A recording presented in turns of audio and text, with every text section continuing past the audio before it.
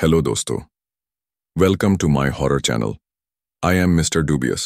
मैं आज आपके लिए एक ऐसे हॉरर स्टोरी लाया हूं जिसमें एक 1997 का एरोप्लेन मिस्ट्री केस जुड़ा हुआ है। ओके, तो स्टोरी स्टार्ट करते हैं। उड़ान 913 अभिशप्त विमान, भाग 1, रहस्यमय उड़ान। साल 2017 की बात है। एयर इंडिया की एक डोमेस्टिक फ्लाइट उड़ान 913 दिल्ली से कोलकाता जा रही थी। सब कुछ सामान्य लग रहा था। फ्लाइट में कुल 126 यात्री थे और 6 क्रू मेंबर्स। कप्तान अशोक मेहरा एक अनुभवी पायलट थे जिन्हें उड़ान के 25 साल से अधिक का अनुभव था। लेकिन यह उड़ान सामान्य नहीं थी, क्योंकि यह उड़ान इंदिरा गांधी इंटरनेशनल एयरपोर्ट से रात के 11:13 बजे उड़ान भरने वाली थी। ठीक उसी समय जिस समय 1977 में एक विमान हादसा हुआ था, जिसमें उसी एयरलाइंस की फ्लाइट दिल्ली से कोलकाता के रास्ते में क्रैश हो गई थी और उसमें सवार सभी 127 लोग मारे गए थे। लोग कहते हैं उड़ान 913 उसी क्रैश हुई फ्लाइट का नंबर दोबारा रखा गया था और इसे लकी नंबर मानने का दावा किया गया था। लेकिन उस रात कुछ बहुत अजीब होने वाला था। भाग 2, फ्लाइट में अजीब घटनाएं। रात 11:13 बजे फ्लाइट ने उड़ान भरी। सब सामान्य था, मगर जैसे ही विमान ने 30,000 फीट की ऊंचाई पर पहुंचा, बिजली कुछ क्षण के लिए चली गई। केबिन लाइट्स टिमटिमाई और फिर जल गईं। तभी एक यात्री, रुचिका सेन, जो कि एक जर्नलिस्ट थीं, ने नोटिस किया कि सीट नंबर 17A पर कोई बैठा नहीं था। लेकिन एयर होस्टेस बार बार वहां जाकर बात कर रही थी। जब उन्होंने एयर होस्टेस से पूछा, आप किससे बात कर रही हैं? वहां तो कोई नहीं बैठा। तो वह घबरा गई और बोली, मैम, वहां एक बुजुर्ग महिला बैठी है, शायद आपको भ्रम हो रहा है। रुचिका चौंक गई, क्योंकि उन्होंने वहां कोई नहीं देखा। भाग 3, कप्तान का कॉल और गुम आवाजें। रात के 12:03 बजे कप्तान अशोक ने ATC एयर ट्रैफिक कंट्रोल से संपर्क करने की कोशिश की, लेकिन जवाब नहीं मिला। फिर उन्होंने सह पायलट रवि से कहा, क्या तुम सुन रहे हो? कोई हमारे कॉम में कुछ बड़बड़ा रहा है।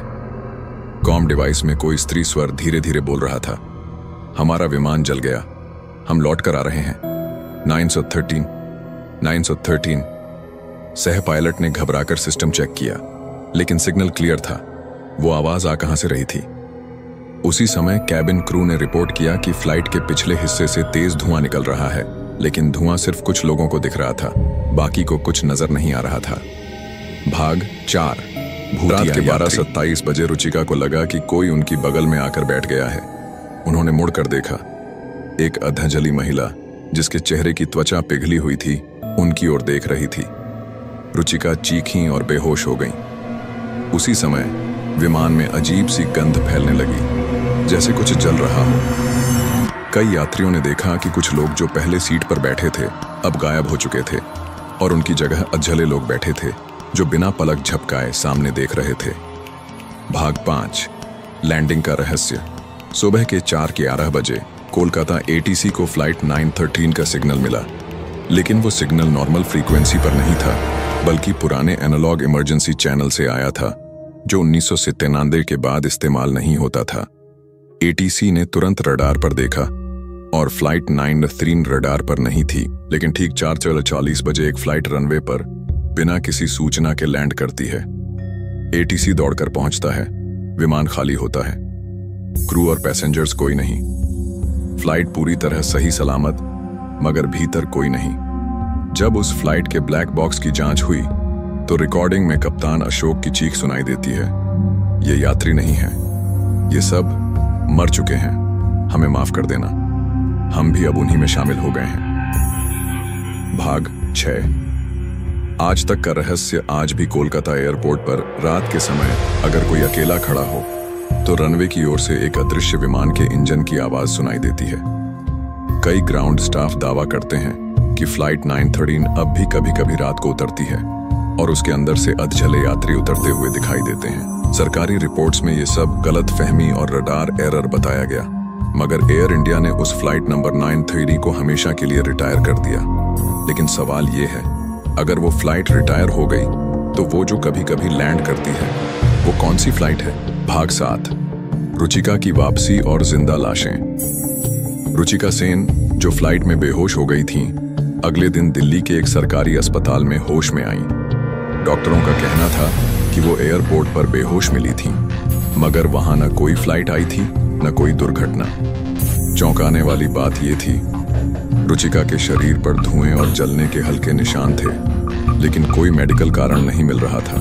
जब उनसे पूछा गया कि वो फ्लाइट में थीं कैसे, तो उन्होंने धीरे से कहा, मैंने देखा था, वो सब लौट आए थे, सब जल चुके थे, मैं मर चुकी थी, लेकिन उन्होंने मुझे वापस भेजा सिर्फ कहानी सुनाने के लिए। भाग 8। ब्लैक बॉक्स की दूसरी रिकॉर्डिंग कुछ हफ्तों बाद एयरपोर्ट अथॉरिटी को फ्लाइट 913 का ब्लैक बॉक्स मिला, लेकिन ये वही ब्लैक बॉक्स नहीं था जो पहले जांच में था। इस बॉक्स में नई रिकॉर्डिंग थी। उसमें एक अजीब सी आवाज बार बार सुनाई दे रही थी, 913 का सफर अधूरा है, हम अधूरे हैं, और अब हम तुम्हें भी अपने साथ ले जाएंगे। रात के वक्त जब यह रिकॉर्डिंग चलाई गई तो कमरे का तापमान अचानक 10 डिग्री गिर गया और वहां मौजूद 2 इंजीनियर अचेत हो गए। भाग 9। खोए हुए यात्रियों की वापसी।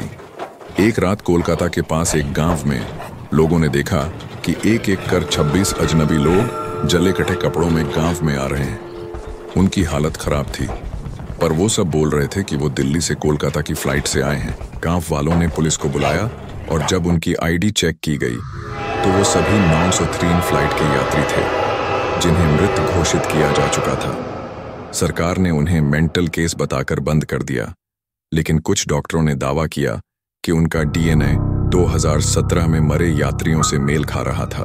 भाग 10। अंत या एक नया आरंभ। रुचिका अब एक पैरासाइकोलॉजिकल इन्वेस्टिगेटर बन चुकी है।